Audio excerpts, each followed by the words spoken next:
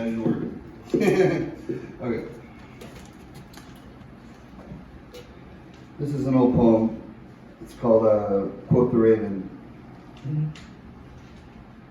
Has the sun ever done you wrong? Have you burned? Did it give you life and death? Wait, they said, sit and wait here and she'll come to you. The raven, they said, who floats on air to find you. I looked for the signs to lead me to her, the heavenly signs Daniel, the Jack, and I found written in the wet cement on our vision quest.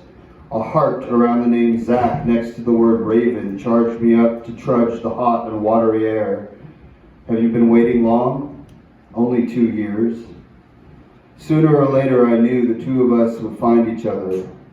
The red-haired beauty with softness to touch and lips to kiss. My rainbow robe, I used to keep them at bay. The Lightbringer's primordial minions cannot hide that sooner or later our souls always touch, meld, become one with the music of love.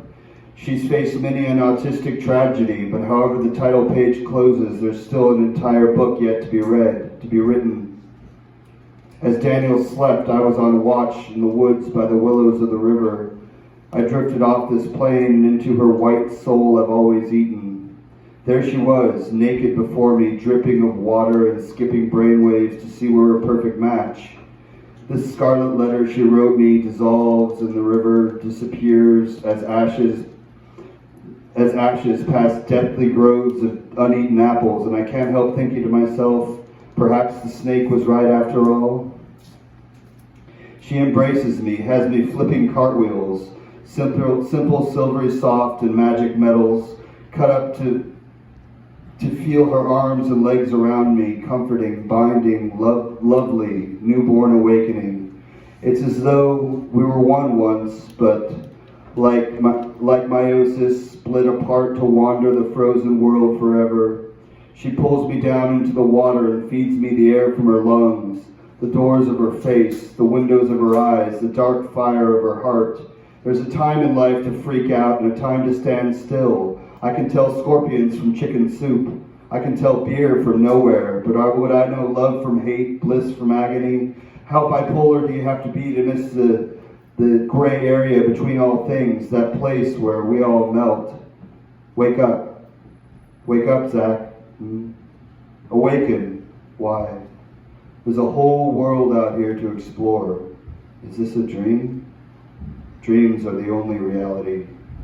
As I awaken, I find my right hand is asleep. Shadowy figures flutter past me in an ethereal stream. There's chanting, wailing in the distance.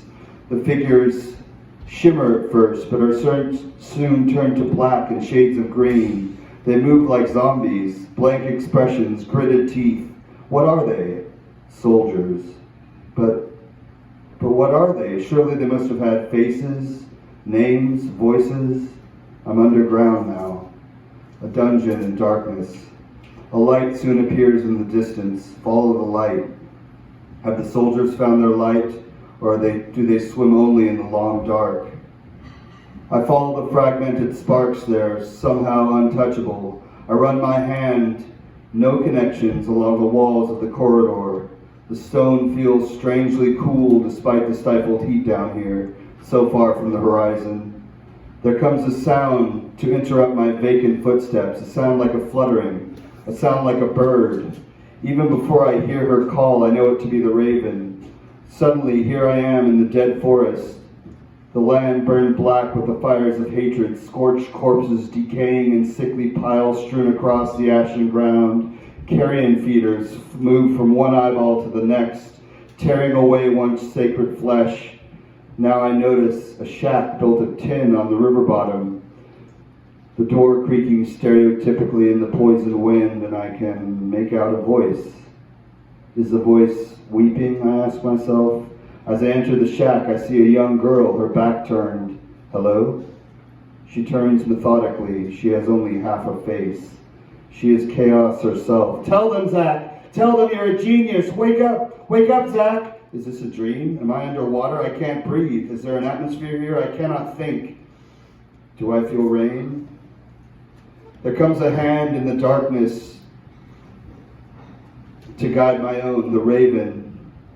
So here we are together, feeling again in the brisk forest breeze. Our hearts brush one another in a shy, familiar way. I know now that the dream and the reality are truly one. They are balanced, inseparable. My lungs have burst and I got bubbles in the bloodstream. A curious desire strikes an aneurysm of the brain. A desire to keep her loving me. My arms cast across my chest like the screeching raven come to set me free. I sink into the lightless grave, crave a touch of psychedelic wish-tone remembrances, those hallucinations of her standing, sitting, lying, touching me. As fiery red hair falls forward and she falls back, my clotted blood gathers to decircumcise the night.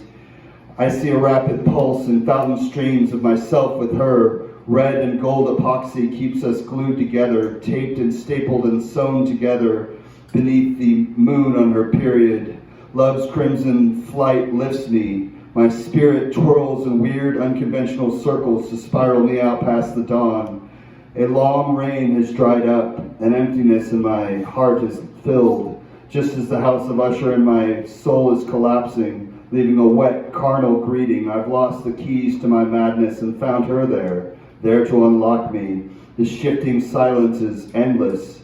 It deepens and lowers upon us. Guns we left loaded to keep us pawns in an unholy war. Had love not come in time, who knows what we'd have missed, always searching without eyes, feeling without skin.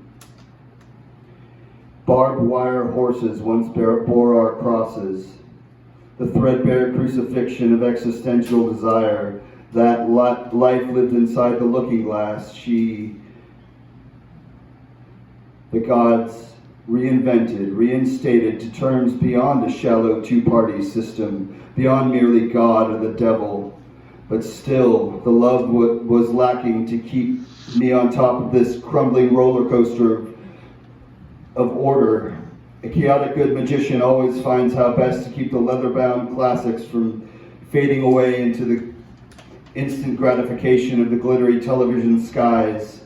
Love keeps me always new, keeps me binding my own words in leather, a place we left on the shelf for our favorite things, like feathered ball lightning.